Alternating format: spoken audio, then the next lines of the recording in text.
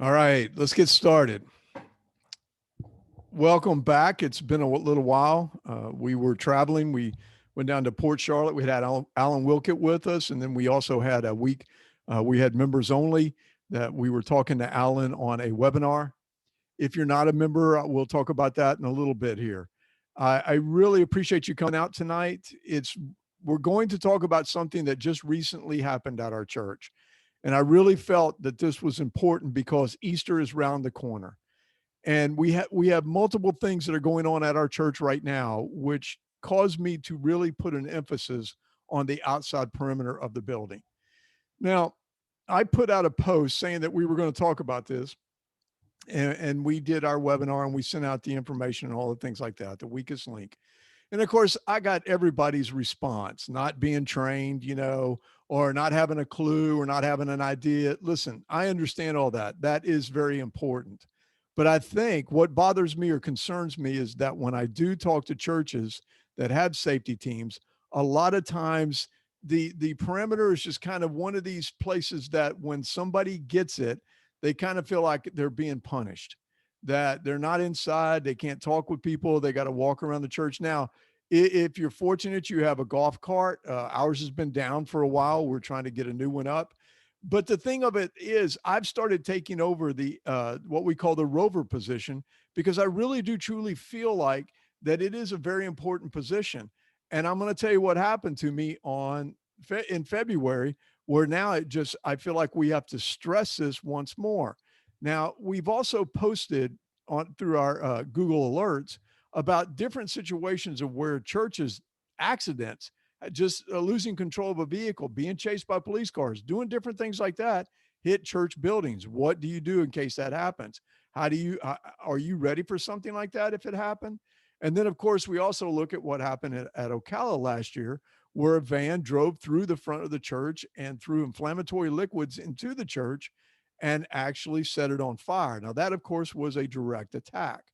But I think the other thing that we need to pay attention to is that when we look at shootings, if we go back and study the shootings, if we look at Sutherland Springs, if we look at West Freeway, if we look at several of the others, we see where the shooter got out of the vehicle dressed in military ballistic clothing with a weapon in his hand. And really, that's what we call a clue. That's very important that we have to understand that this is a reason why we need somebody out there walking the perimeter, being out there walking to have an eye on what is happening in your church. Now, I'm going to give you another one that you're not even going to be thinking of. I always like the people that come up with these what if scenarios.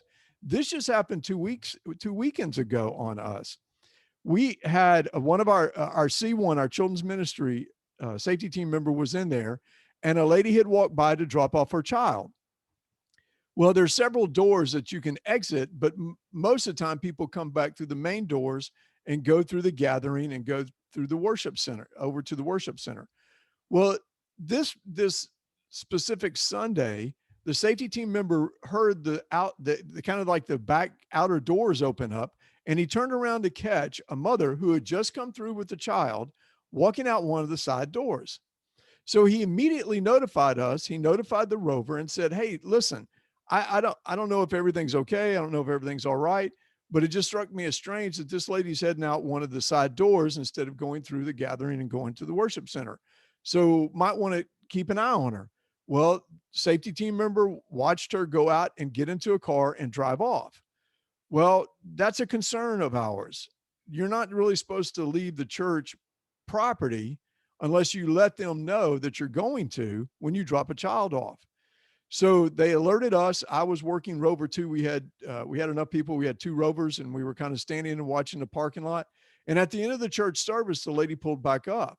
And when she pulled back up, she parked at a different parking spot. She kind of was putting herself together, straightening her hair out, just sitting in the car for a little while. Then she got out and walked in. We notified children's ministry, and the administrator of children's ministry, the leader, she pulled this lady aside and said, if you leave the campus, we need to know because we put a star next to the child's name. We need to make sure that we have a telephone number, and we want to make sure that everything is okay. Well, the lady said to her, well, I just moved the car. I didn't really leave the property. That was a lie. So there's something going on here, and it's just something that you need to put in the back of your mind. Now, is that a safety issue? Maybe not. But if this is one of these type of things where this person is doing something she shouldn't be doing and the husband finds out or something like that, there could be a domestic disturbance on your property. So these are the things that I want you to start thinking about. I want you to think outside the box. But what happened to us the other day was something that was just scary when it was going on. And fortunately, nobody got hurt. And I'm going to walk you through it right now.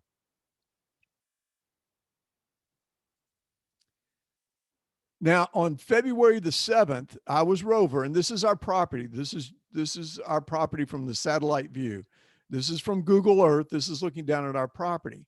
Now, that day we had extra people again. So there were two of us, and I was out walking the perimeter when I came upon the other safety team member that was walking also, and we stopped right here, what we call behind the green room. Now, this is our worship center, and we were standing here and we were talking when all of a sudden I heard tires squealing and then a car doing a hard acceleration, like really getting up to some speed. Now, what I thought had happened, there's a residential area over here, over on the other side of the street of Little Road here. And I thought a car was coming out of the residential area and had made a hard turn right here on Little Road and was heading south. And so standing here, I started to look to see if I could see the car going by when I realized that this car had been going south on Little Road and had turned into our driveway and now was on our property and now was accelerating at a high rate of speed. Now, second service had just started. It had been about 15 minutes that it had started.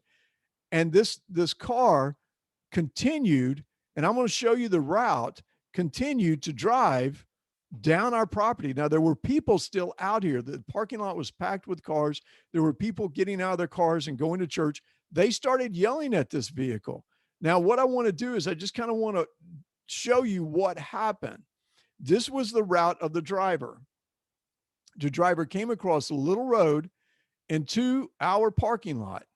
Now, I'm driving. Wendy is videotaping for me so that you can kind of get an idea of what we were observing. Now, as this car, as it was driving a lot higher speed, we were going fairly slow. There's a lot of soccer going on. There's kids there, all these different things like that. We're doing a lower speed. I got out there on a night that I could get up and accelerate up to a high rate of speed. And I got up to 48 before I felt like it was really too fast. But that car was going about that fast. So as it came up to the stop sign, instead of turning right, which I thought it would take it out to the street, it came straight. Now, I want to show you that when it hit this corner right here, right about here, I started to think that we were under attack. And I got ready to key my radio, but before I could key my radio, because you can see right now, we're heading toward the back doors. I thought the car was coming across to go into the doors. As I was getting ready to key my radio to warn the guys that were inside that we had a driver that was about to come into the building, the car did this. I'm sorry, let me back up.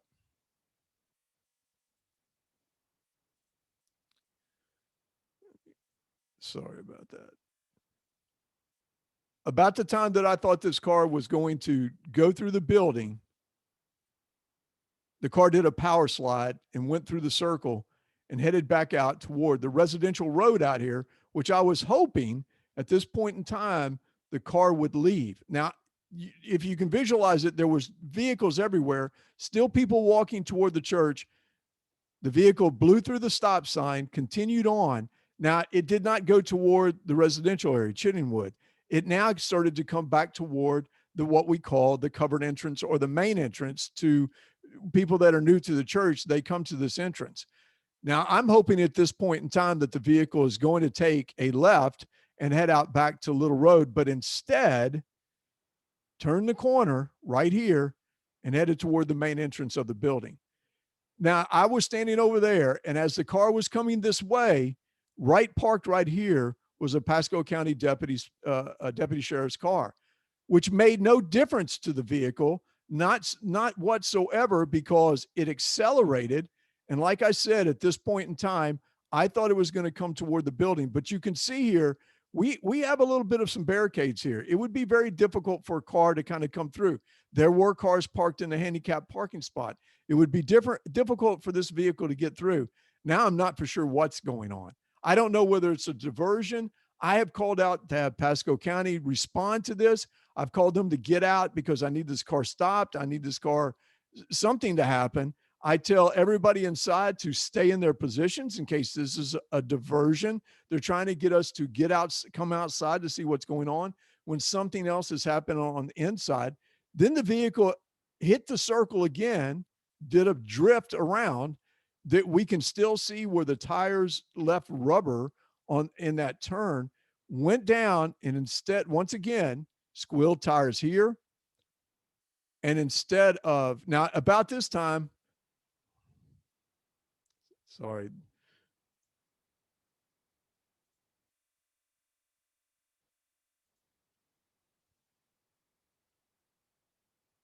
as the vehicle is coming up to this corner right here,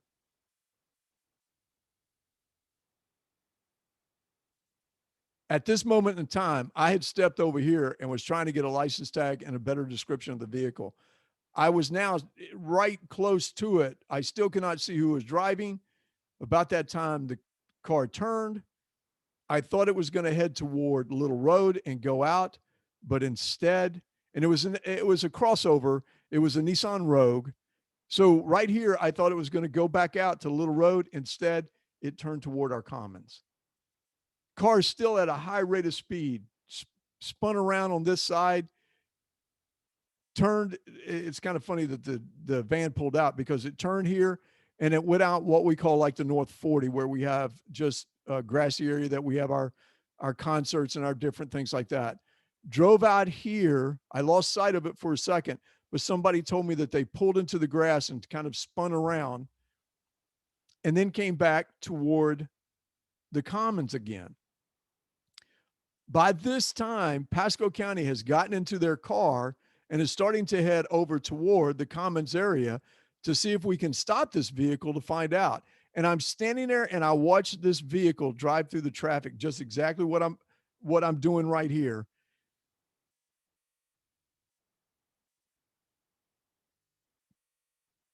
Now, at this point, I thought it was getting ready to leave because Pasco was now on their way over. But instead, did this figure eight here,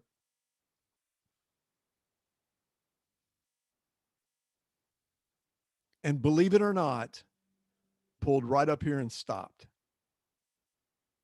Just stopped. Now, at this time, Pasco got there, went up and started. I had no idea, no clue who was driving the vehicle. And when the person stepped out of the vehicle, it took me completely by surprise because it is one of our volunteers who used to work with Celebrate Recovery. And when Pasco County asked her what she was doing, why she was driving this way, she said because she felt good. Now, that was one of the scariest moments in a long time. I mean, something that it scared me. It's been a long time since I've been that scared. I really thought I was really afraid that somebody was going to get hit. At first, I thought that the vehicle was going to come into the building. Then I didn't know what was going on. I also thought it was a diversion. I had no clue of what was happening right in front of us, except that we had a person that appeared to be impaired and just decided to take a joyride on a Sunday morning. I was totally shocked. Afterwards, after having the moment, this is what happens with us in law enforcement. The adrenaline is flowing. We're just thinking about trying to stop it, stop whatever is happening right now, try to figure out what is happening. But when it was all said and done, I just could not believe what I had witnessed. It angered me. She was trespassed. We told her she could not come back on the property, until she talked to the administration. She has not returned. We took her keys away so that she could not leave at that moment in time. We put her keys in the front office to where she could get them back. Apparently, she had a spare set of keys because she came back later and got the keys. So, what do we do here? What were the lessons that we learned here? when I look at this, I mean, I really started thinking about our church, and I really started to wonder about, were we really prepared in case of a vehicle coming up and trying to enter into the building? Well, of course, then the first thing that you start thinking about, I think when I see something like this, and when I talk to churches and we get into these conversations about, shouldn't we have some sort of barricade that blocks the front of the church? And so when we talk about those, I know that there's going back and forth. Now, I can tell you that in Washington D.C., I'll show you. I'm going to show you one side of the street of a street in Washington D.C. And what you can see right here are the bollards. These are the metal ones that are concrete filled and plugged into the ground. And I mean, it would take a vehicle, a big truck, to go through it, and it would probably still tear up the undercarriage and the tires and all the things like that. I mean, it would immediately slow it down. But of course, does your church really want to have that outside the front of it? Probably not. But what I found funny when I was looking in, I was doing a Google search in DC, and I was looking around, and of course I found these because they're in front of so many different buildings. But what I found funny was that while I was looking at this, when I looked right across the street, I had this. Now you can see this is basically the same thing. But what they've done is they built up the concrete and they have put fountains. They've made it very visually pleasant. They have flower pots. Now these are heavy concrete. You could do the same thing and put it in front of your church, and then people would think of it being as aesthetic, not to where you have the bollards, to where you're thinking, oh my gosh, we have to worry. You can still see some of them right here, some of them right here, but most of the building is surrounded by vegetation, trees, fountains, different artwork that is very attractive. So these are the things that, if you start thinking about this, start looking at it from this point of view. Start looking at it as maybe even getting things like these right here. When we look at these right here, because if you put these in front of your building and you fill it with dirt and fill it with a plant, you're going to slow down the vehicles greatly. Can they get into your building? It's going to be difficult. A bigger truck, yes. If it's a bigger truck and you see a big truck, 911 is the best thing that you can do right now. I mean, if it would have been a big truck that was driving around like this person was when I first saw it, I would have been on the radio faster, getting past go out there. But because I in my mind, I was thinking this car was going to drive through our church property and go out the neighborhood. It took me complete. In fact, I lost sight of it for just a second at the very end where it turned. Instead of turning right and going out into the neighborhood, it turned left and started heading toward the church. So you know, you have to look at each scenario different. This was even though it was a crossover, I I kind of was looking and weighing what was going on. I really didn't think that our south entrance was as protected as it is. When I took a step back and looked at it, I saw that we were fairly protected. And I'll show you what I'm talking about right now. Now, this is the south. Let me go back. This is the south circle that the car went through. That is the entrance right there.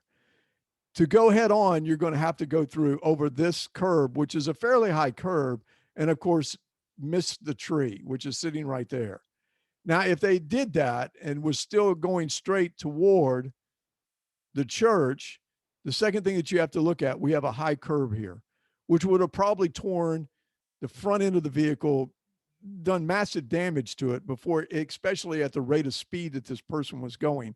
And then they've got to maneuver themselves through everything else that we have in here. So I feel like we're still pretty safe. Would I like to maybe go back and put some of those flower pots here? I'll be honest with you. I don't think it would hurt. Now, I looked at these lights right here, and they're pretty sturdy also. So if it hit any of this right here that we're seeing, it would slow the vehicle down. Could they still make it into the church? I don't know. I mean, like I said, this curb is high. The curb that was just that is around the circle here is high. So to hit both of these curves to try to get a straight line into it would be hard. And if you try to come at an angle, you have to dodge these trees. and you having to slow down to make it through there unless you're just that great of a driver. But you still have more shrubbery and different foliage right there that would stop something like that. So it's not a clear shot on the church property or to the church door. Still, we probably could put a couple of flower pots here just as a decorative extra to just add a little more security to the church. Now, when I look at the front, we have all sorts of things. We also have a high curb here that the vehicle would have to get past. There's always vehicles here in the handicap spot. They would have to go through that. There's a fire hydrant here. All these different things that the vehicle would have to avoid at a high rate of speed to be able to get into the church, the front door of the church. It would be very difficult, but I have been to churches where it's not that difficult. So what should we be doing? What we should be doing is looking at different types of items like these right here to put in front of your church so that you could slow a vehicle down. This right here, if it's as big as it looks as it is, securely, you know, fastened to the ground, loaded with dirt, all dirt, with a tree in it or something like this one right here, is going to do a lot of damage to the front end of a vehicle and slow it down. So these are the things that we're talking about, the outside perimeter. Now let me just finish up on the outside. Cannot talk enough about how many shootings that have happened on the outside as far as domestic violence goes. One of the last ones that we really talked a lot about was where a husband shot and killed his estranged wife, shot his daughter, and then committed suicide, killed himself. But just here recently, we saw a church that a person was laying in wait for his ex-girlfriend, child, and new boyfriend, where he shot and killed the boyfriend and and injured the child. You have to be out there walking around. You have to be out there looking at your perimeter. I just feel that we don't do enough. I know in my church, I have to be more diligent in making sure the guys stay out there because a lot of times, listen, we live in Florida and it does get hot. If it's raining, I don't expect them to be out there, but I do expect them to kind of keep an eye on the perimeter. We right now are going through a domestic issue that we have an injunction against the husband. He is known to be violent. We're going to have to be paying attention to this.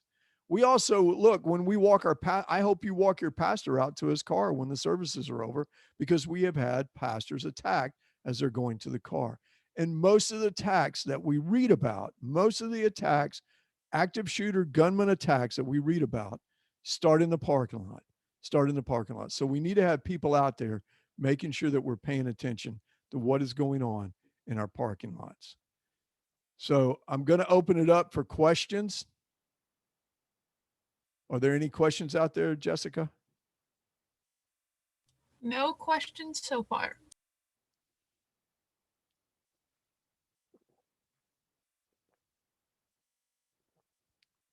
We'll wait a few minutes in case anybody out there has some questions.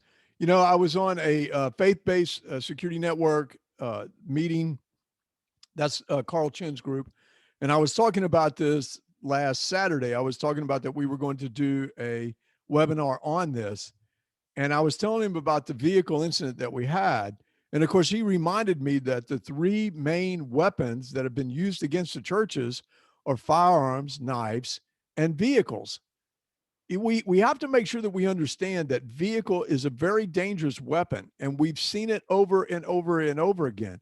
We saw it in New York. We saw it in Nice, France. We have seen it all over the world where a vehicle is used to kill people, and it's very destructive.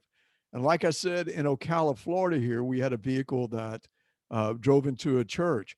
Jessica has been following my Google alerts and had sent me over some where vehicles had hit the building by accident or on purpose. But these type of things happen to churches, and churches, I think, need to be paying attention more to the outside. I mean, I know we've got to pay attention to the inside, but I don't think that we can be lax, especially with Easter right around the corner. And I'm telling you, folks, we're seeing a lot of things that is just a lot of outside organizations that are talking just things against the church that concern all of us. really concern all of us. In fact, we're going to be going into those as we get closer to the Easter season. We're going to talk a little more about some of the things that we're hearing through the different organizations out here that gather information that we're paying attention to, that we're looking at, that we're trying to keep tabs on, that there are outside groups that would love to sort of shut a church down on Christmas. So, any questions? Now's your time.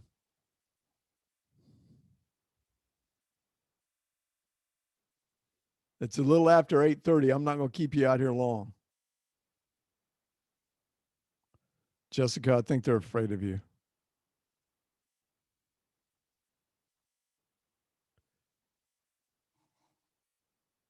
Anything you want to add, Jessica? Because I know you've been looking at the Google alerts. Um, Nothing much. Just to remember that a lot of the incidences that we did see were with cars that accidentally hit the church. Just if your car is near, or your church is near like an open highway, or there is a road between buildings in your church, that's just something to keep an eye out for. Well, and I did a safety assessment for a church one time that their playground was, they had a cut through that vehicles would drive to avoid a traffic light. They would cut through the church parking lot. It was a legitimate kind of what we would call a paper route street, or, just a paper street. And they would cut through it. The road that the lady was driving on is really a cut through also. It's listed as a street. But I was talking to her about really having to be careful when your kids were in the playground here because of this cut through. It'd be so easy for somebody to come in and just drive through the playground. And she thought I was bizarre because I thought of that. But really, it did concern me, because if a parent was upset and wanted to get their child, they could drive through the fence and get out of the car and take the child. So do we have any questions out there? Don Kendrick said, he just said your name, so I don't know if he was going to type a question and then accidentally hit enter or something like that.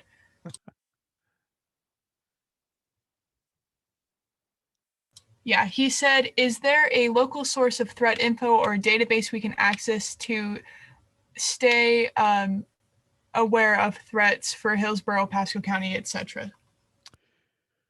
Well, I mean, if we get anything at all, we post it on our Facebook. If we see anything that is, I'm going to be doing a little more Facebook Live. So I'm putting some information out there.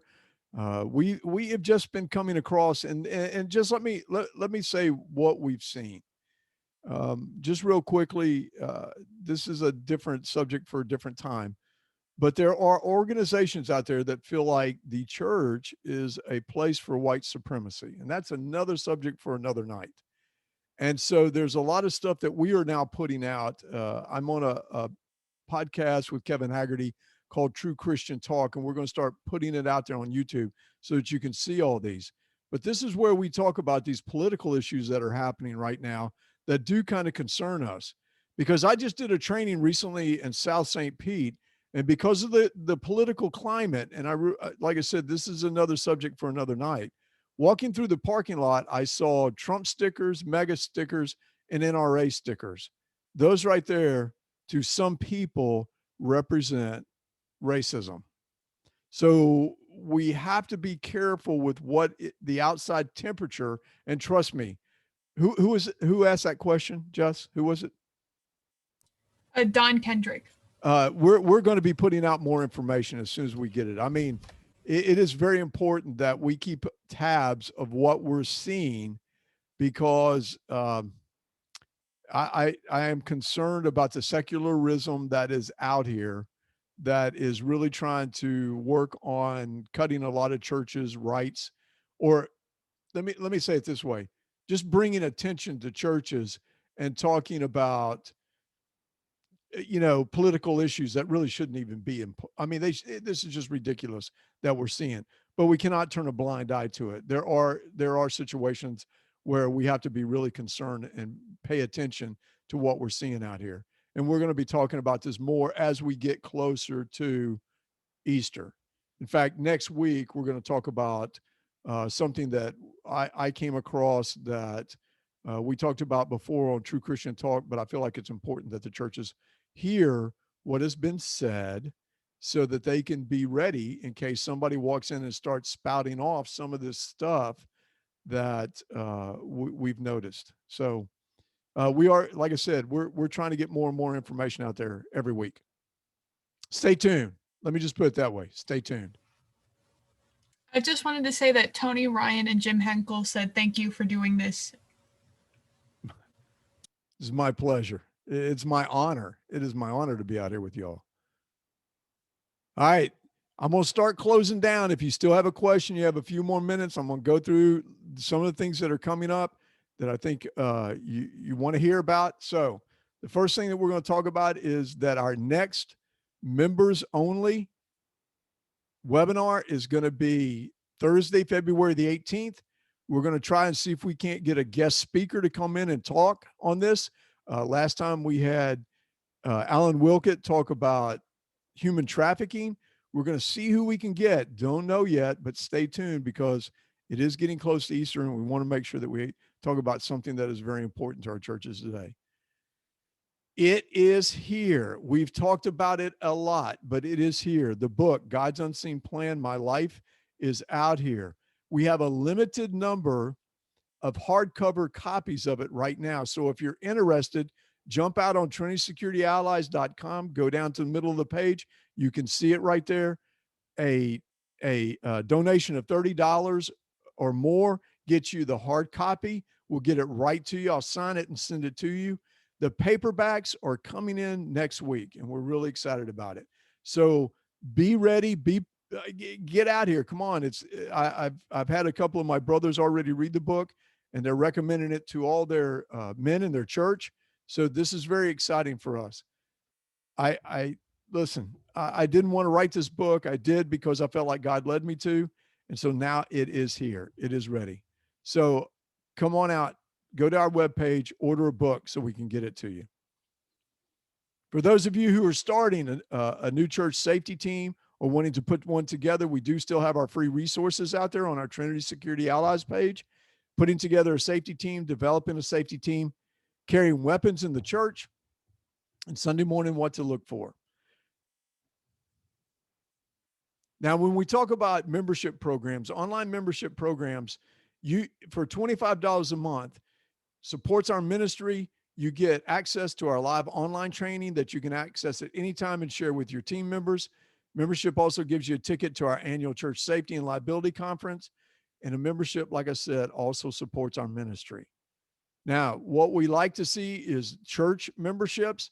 Now, with church memberships, this gives your church 2-hour training sessions or a full day of training. It also is scheduled phone consultation on safety concerns as needed. You can call me. 5 tickets to our annual church safety and liability conference. Discounted full strength and weakness assessment recommendations detailing priorities in your house of worship. The safety team has full access to our online library and monthly members only calls.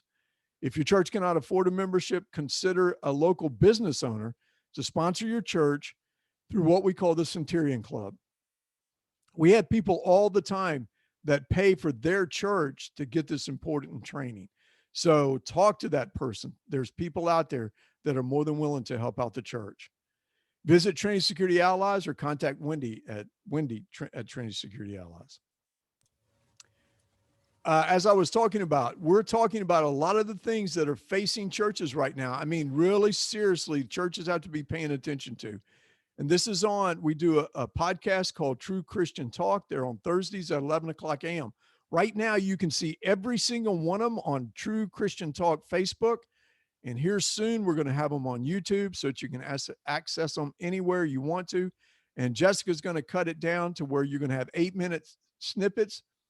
What we normally do is we do an hour talking about a specific conversation of something that we're seeing.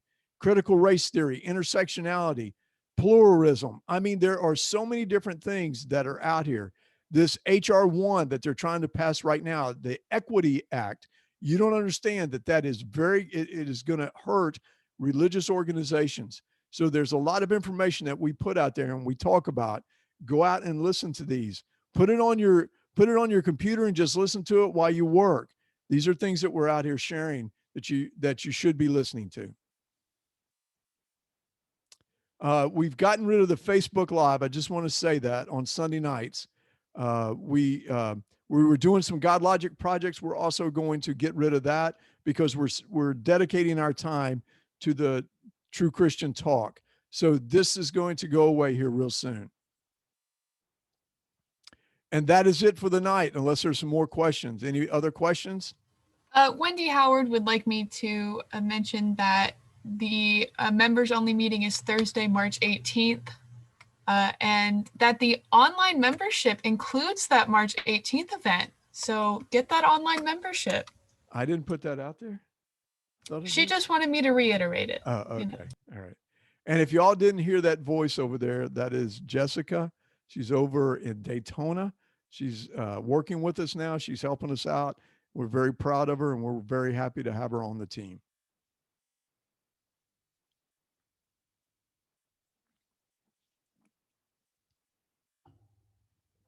All right, brothers and sisters, I'm going to go ahead and close it up. I really appreciate you coming out tonight. Thank you for what you do for your church. Keep your eyes open. Be aware of what's going on around you. Be safe. Be blessed. And we'll see you next week. God bless you. God bless this country.